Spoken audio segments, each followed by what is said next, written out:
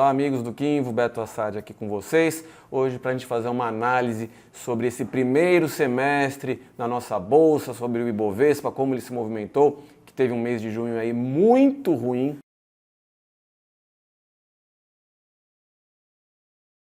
Tivemos aí o pior mês desde março de 2020, o auge da crise da pandemia. Vamos falar de Ibovespa, vamos falar do dólar e também separei aí 5 ativos representativos dentro do Ibovespa, que geralmente os investidores ficam bastante de olho neles. Espero aí que vocês gostem do vídeo. Vamos começar então com a nossa análise em cima do Ibovespa. Estamos aqui com o gráfico mensal do Ibovespa.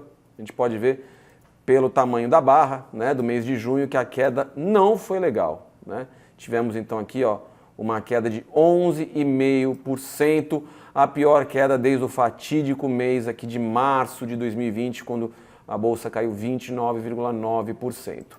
Mais do que a queda nesse gráfico longo, mensal, me preocupa o quê? Esse zigue-zague descendente que começa a fazer o índice. A gente vai montando um pivô de baixa, abaixo da média de 21 períodos, média de 8 períodos, cruzando também a média de 21, indicando aí possibilidade sim de continuidade num movimento importante de queda. Quais seriam os primeiros objetivos então para esse movimento de queda que vai se desenhando para o Ibovespa? A gente pode traçar uma retração de Fibonacci entre o topo, máxima histórica lá de 2021 e o fundo da crise, né? Acho que foi o último movimento de alta mais representativo que a gente consegue visualizar no Ibovespa. Com isso, tínhamos uma primeira região, né, de suporte que era na faixa dos 104.600, que seria a retração de 38,2. Agora a gente já se aproxima da retração de 50%, que está nos 96.440. A mínima de junho foi 1.000 pontos acima disso, né, aí nos 97.758. Então a gente praticamente já chegou nessa retração de 50%. É muito possível que nesse começo de mês, da maneira que vai se comportando, né, Ibovespa já alcance essa região. Perdendo essa faixa, né, a gente tem um fundo também importante lá de 2020, um pouquinho abaixo dessa região, esse fundo que está aqui, ó, na faixa o fundo lá de outubro de 2020, na região dos 93.000 pontos, 386. Caso também seja perdido, aí a gente deve buscar a região dos 88.239 pontos, que seria a retração de 61,8, né, a razão áurea de todo o movimento de correção desde o fim, né, desde a mínima feita lá em março até o nosso topo histórico. Se a gente agora coloca uma extensão para esse pivô, pegando justamente essa perna toda aqui de baixa e projetando ela para baixo, teríamos o primeiro objetivo aonde? Na extensão de 38,2 lá nos 88.188 pontos, ou seja, temos um objetivo pelo pivô, né, de baixa nos 88.000 pontos, próximos aos 88.000 pontos, junto com outro objetivo que seria a retração de 61,8%, né, dá uma diferença aqui de menos de 50 pontos, né? Ou seja, aqui se torna, no meu ponto de vista, uma região muito propícia para ser um primeiro objetivo importante, ou seja, abaixo dos 99.000 pontos, tá? Temos aí então boas chances, digamos aí, do Ibovespa vir testar essa região como um objetivo importante de queda, nos 88.200 pontos aproximadamente. A gente vê que elas coincidem quase que perfeitamente, né? Então acredito que esse pivô realmente deve ser acionado, e um pivô tão consistente como esse a gente consegue enxergar no Ibovespa, no gráfico mensal, deve levar a gente a testar a faixa dos 88.188 pontos, tá? Se perder essa região, pela retração, né, quando a gente olha, considera os movimentos por retração de Fibonacci, ele sugere o teste do fundo anterior. Pelo pivô, a gente teria outros objetivos antes de chegar nesse fundo, né? Teríamos um objetivo de 50% em 84.500, mais ou menos. Depois teríamos próximo dos 81.000 pontos a extensão de 161,8, né? De 61,8, perdão. E próximo lá, nesse momento, a média de 200 períodos, teríamos os 68.958 pontos, tá? O que me chama também a atenção aí para quem está buscando comprar durante a queda, né, que eu não considero sempre o movimento mais ideal, a não ser que seja feito de maneira muito bem planejada, pensado, escolhendo bem os ativos. O que me chama a atenção, que eu já comentei bastante, né, para quem já me acompanha há mais tempo, e aí sim vale a pena ficar de olho, que é aqui, ó, nosso índice de força relativa, o IFR. No momento ele está em 39,23. Eu gosto muito de ficar de olho no Ibovespa no gráfico mensal quando nós viermos a fechar abaixo de 30. A última vez que a gente fechou abaixo de 30 foi exatamente no auge da crise lá do mês de março. E depois disso tivemos uma grande pernada de alta aí de mais de 70%. Vamos tirar aqui um pouquinho do zoom e vamos ver aqui, ó, que raramente ele fecha abaixo de 30, tá? Aqui olhando de maneira bem ampla o gráfico do Ibovespa. Todas as vezes que a gente viu ele fechando abaixo de 30, ele teve ótimas movimentações de recuperação. Então aqui, de 92 para cá, a primeira vez que ele fechou, né, abaixo de 30 foi lá em 2002, ou seja, quem comprou aqui, por exemplo, nessa região, pegou uma valorização enorme, dependendo de como segurou, né, como conduziu seus investimentos. Depois tivemos o auge da crise subprime também, com o Bovespa fechando lá abaixo de 30 no IFR, pegando quase fundo de mercado, claro, né, com bastante volatilidade, 20% aí de distância a mínima, mas mesmo assim captou um grande movimento de recuperação. Vamos tirar um pouquinho, deixar agora um zoom um pouquinho melhor. Tivemos aqui também, em 2011, deu para captar um movimento de recuperação também interessante. Tivemos aqui em 2013, esse daqui não andou tanto, mas mesmo assim, né, para quem gosta de conduzir, não sei se só faz compras, dependendo de como segura a operação, esse daqui foi um fundo importante de mercado, e se a pessoa realizou os seus lucros, deu para realizar os lucros, ele chegou a andar, ó, entre essa compra aí mais de 30%. Tivemos em 2016, depois, mais uma vez, aqui sim também uma compra maravilhosa, né, porque foi o IFR abaixo de 30, em cima, deixando uma sombra em cima da média de 200 períodos. Daqui, né, dessa compra até esse último topo que ele fez, foram quase 200% de valorização. Então agora a gente vai caminhando, acredito aí, né, não sei se esse semestre ainda, porque a gente não sabe como vai ser a volatilidade de mercado, mas eu acredito que sim, nesse semestre tenhamos aí o Ibovespa fechando em algum momento abaixo de 30, podendo gerar, para quem gosta desse tipo de estratégia, oportunidades muito interessantes de compra de longo prazo. Como eu falo para vocês, não sou adepto de pegar a faca caindo, com exceção disso, né? Isso é uma sinalização para mim muito interessante, que pode gerar compras interessantes aí para os próximos meses. Tá? Vale a pena a gente ficar de olho, então, em como vai se comportar aqui o IFR no período mensal dentro do Ibovespa, tá bom? Vamos falar um pouquinho do dólar futuro agora, né? Dólar futuro que teve um mês muito forte de alta, dólar futuro que vem trabalhando numa tendência de alta mais longa, até tentou perder, né, um fundo aqui anterior no gráfico mensal, mas retornou com muita força para esse mês, uma alta expressiva de quase 11%, né? Subiu aí 523 pontos e já vai começando, ó, esse mês rompendo a máxima do mês passado, dando indícios de um possível retomada do movimento de alta. A gente tem aqui, ó, uma linha de tendência, né? A gente pode desenhar uma linha de tendência de baixa, que eu acredito que deva ser testada nessa movimentação do dólar, possivelmente esse mês ainda, dependendo de como for o comportamento de mercado. Para isso ele teria que subir em torno de, vamos ver quanto aqui, teria que subir em torno de 7%, aí em torno de uns 350 a 400 pontos para testar essa linha de tendência, tá? É um movimento significativo do dólar. A gente está vendo a moeda norte-americana se apreciando no mundo todo. Ele continua, apesar de ter, está trabalhando ainda com topos mais baixos aqui, ele tem uma boa chance, digamos assim, dependendo de como for se comportar o mercado lá fora, até de romper essa linha, tá? Mudo de opinião, se ele mostrar fraqueza, voltar a cair, perdeu o seu último fundo, né, aqui do mês de abril. Caso ele volte a cair, perca aqui essa região, a faixa aqui dos 4,61 aproximadamente, tá? Que é assim, nesse momento agora virou um suporte importante para o dólar. vamos ficar de olho então, né, na principal moeda aí mundial. Com isso, vou passar agora rapidamente para analisar alguns ativos que são de extrema importância, né, dentro da nossa bolsa, que muita gente acompanha eles de uma maneira ou de outra, tá? Primeiro, Vale.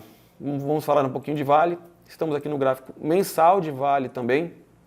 Vale que tentou, né, chegou a testar aqui, ó, o seu topo lá de 2021, fez a máxima praticamente na mesma região e aí voltou a cair, dando indícios que possa trabalhar dentro de um cenário mais lateral. Se isso se confirmar, Vale deve vir buscar pelo menos o seu fundo aqui lá de 2000 e esse fundinho que ele fez aqui em, vamos ver, um mês, ficar mais claro, que fez em novembro do ano passado, tá? Ela está brigando aqui no gráfico mensal agora em cima da média de 21 períodos, fez praticamente um engolfo de baixa no mês anterior, né? A gente chegou no mês passado a fechar com uma alta aí de quanto? Uma alta de aproximadamente 3,5%, mas foi revertida de maneira violenta, né, nesse mês. A queda na Vale foi de 11,19%. A perda dessa mínima aqui indica para a gente o teste do próximo suporte, que seria lá em 59,56. Quando eu venho para o gráfico semanal, isso fica ainda mais claro, né? No gráfico semanal ele já começa a tentar confirmar uma perda de um pivô de baixa. Se perder a mínima dessa semana, aumenta também a chance da gente buscar a média de 200 períodos junto com com esse fundo que eu mostrei para vocês, importante tanto no gráfico mensal quanto no gráfico semanal. Portanto, não vejo, por exemplo, posições, para quem gosta de tentar seguir tendência, eu acho muito difícil pensar em fazer algum tipo de compra em Vale. Aí é realmente pensando, para quem quer se posicionar no papel, é porque acredita numa recuperação a prazo mais longo. Eu, por enquanto, prefiro só observar o que Vale está fazendo, tá? Vamos para a Petrobras agora. Gráfico mensal também, né, depois de fazer a sua máxima no mês passado, ela fechou o mês em queda, uma queda aí de 8,18%, chegou a perder a mínima, né, testou a mínima do mês passado, mas conseguiu fechar um pouco acima dela. Tendência continua clara de alta em Petrobras, tá?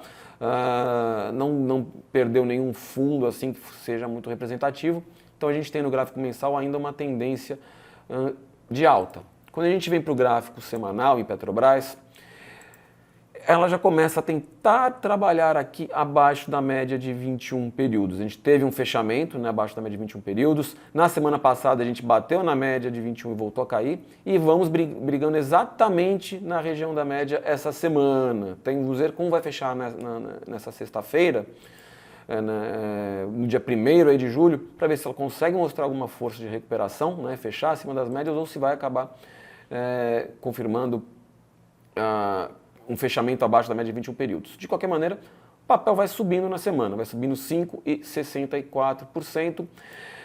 Se tiver força suficiente para voltar para cima, né, da média de 8 períodos, é um papel que de repente eu vou olhar se vale, né, a pena algum tipo de posição, tá?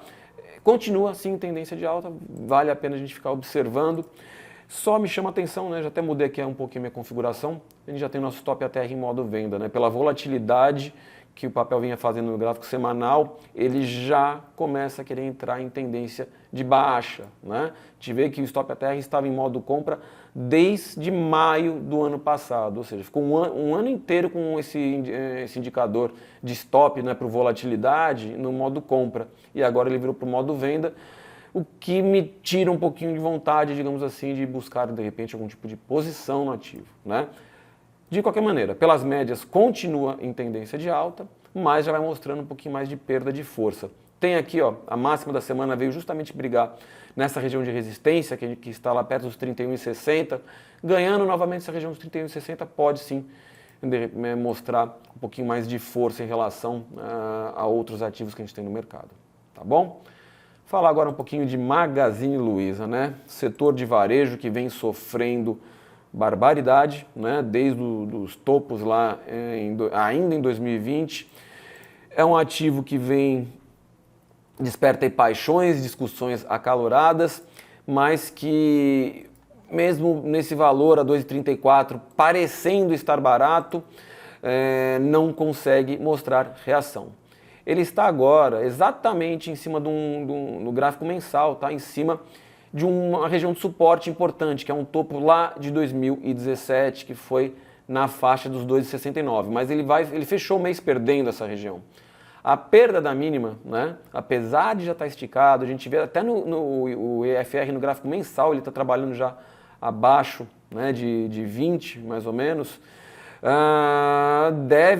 deve levar o ativo a testar o quê? Seu último fundo importante aqui, também de 2017, que foi a mínima aqui em 1,46. A gente tem então, temos a barreira psicológica dos R$2, né? É sempre importante esses números redondos, ainda mais quando a gente já se aproxima de valores muito baixos do ativo, essas barreiras psicológicas tendem a pesar ainda mais, mas eu não acredito, pelo menos pela movimentação aqui no gráfico mensal, que o ativo ainda tenha força para reagir, principalmente se a gente considerar todo o cenário econômico turbulento que a gente ainda tem para viver pela frente.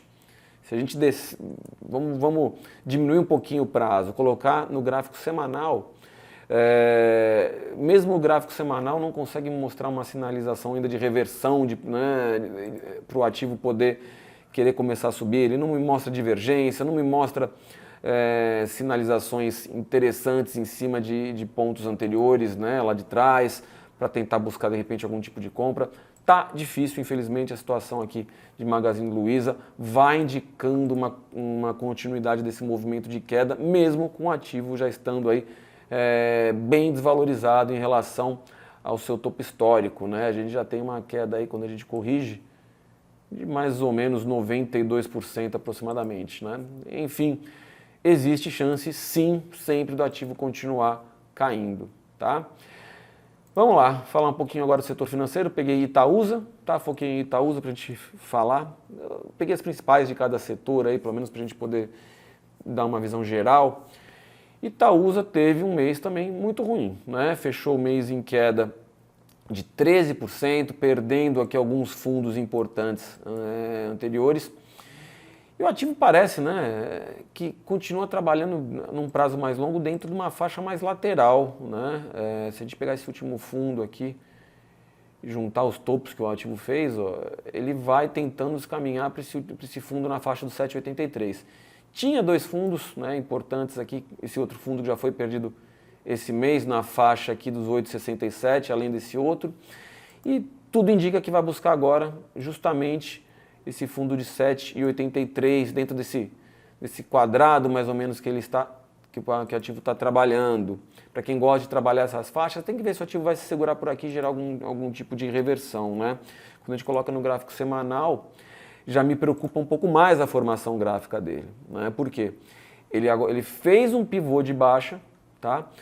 Abaixo de todas as suas médias, caminhando agora para a média de 21, passar para baixo da média de 200. Isso já é uma sinalização mais negativa quando a gente olha o gráfico semanal, já que a média de 21 períodos não passava para a média de 200 períodos em Itaúsa há muito tempo, tá? Ó, última vez que a média de 21 tentou passar e mesmo assim ainda falhou, foi quando? Foi em 2016, ou seja, depois o papel entrou num ciclo muito interessante de alta, né? Até começar a trabalhar dessa maneira um pouquinho mais errática aí nos últimos 3 anos, digamos assim. Então é uma sinalização ruim, a gente vê que raramente, né, essa média vai para baixo na média de 200. Historicamente, inclusive, às vezes que ela tentou ir, ela não conseguiu ficar. Então, ó, tá, vocês conseguem ver que foi uma vez só, né, que a gente viu. Quando a gente olha o histórico, então, ela só gerou essa vez, né, que eu mostrei para vocês lá em 2016, o que mostra a força do ativo. Será que isso pode ser, né, caso se confirme esse cruzamento, um ponto até de esgotamento? Quando a gente olha lá para trás, realmente, todas as vezes que a média de 21 se aproximou da média de 200, o ativo voltou a subir. Será que isso vai acontecer de novo? Não sei, vamos ficar de olho. Para quem gosta, né, de utilizar esse tipo de análise, vamos ver o que vai acontecer, tá? Vale a pena a gente realmente ficar de olho. Única vez que isso aconteceu, ó, que alinhou todas as médias, ele fez fundo de mercado. Vamos ver. Se ele chegar de repente, tiver esse cruzamento, né, que pra gente é uma sinalização muito ruim, inclusive para mim, se ele conseguir voltar a subir e cruzar novamente as médias para cima, pode ser que até marque um fundo de mercado, né, um fundo para o ativo aí no ano, mas não dá para contar com isso. A gente tem que realmente esperar ver o que vai acontecer, se isso vai de fato levar uma virada, né, do preço. De qualquer maneira, eu vejo ele testando ainda, pelo menos esse fundo aqui no 7,83, tem boa chance. Se não segurar aqui, pode vir buscar também a região lá dos R$7. Enfim, vale a pena ficar de olho aqui em Itaúsa, tá? Que é um setor aí que muitos acreditam que possa ser um pouquinho mais resiliente nesse momento um pouquinho complicado que vai se desenhando para o segundo semestre e possivelmente para o próximo ano, tanto na economia brasileira quanto na economia mundial, tá? Para fechar, falar um pouquinho de Eletrobras, né, do setor de energia, setor que vem subindo bem, não à toa é chamado de setor defensivo, já que tende, né, a amenizar, digamos assim, os momentos de crise na nossa bolsa, porque energia todo mundo vai precisar sempre, então, independente do momento econômico, é um setor que pode ter uma queda, né, de consumo, geral, pode, às vezes as pessoas, as famílias, as empresas tentam se adaptar, mas vai sempre continuar funcionando. Quando a empresa é bem gerida, isso tende a ficar ainda mais acentuado. O que acontece? Ela vai caminhando para testar agora, né? Tivemos um pico de volume esse ano pela questão da privatização aí da empresa, né?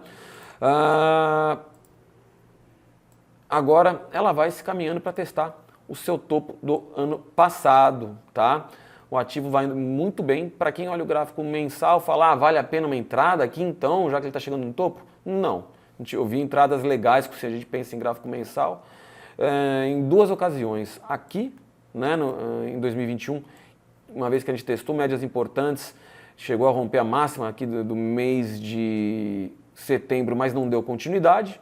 Acabou até, se alguém faz trade no gráfico mensal, não considero mais adequado, já que seriam stops muito caros, né, para utilizar o gráfico mensal. Eu gosto de utilizar ele mais como um guia mesmo, até para investimentos por um prazo maior.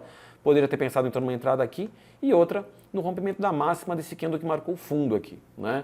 Que mais uma vez tentou testar a média de 21, tentou cair, voltou com força, né? Deixando praticamente um martelo no começo do ano, né? Para cima da média de 8 períodos, e a partir daqui o ativo desenvolveu muito bem. Se a gente volta para o gráfico semanal agora, no semanal sim, já é possível ver algumas entradas técnicas mais curtas, assim. Eu vi uma entrada bem interessante no rompimento da máxima aqui, ó,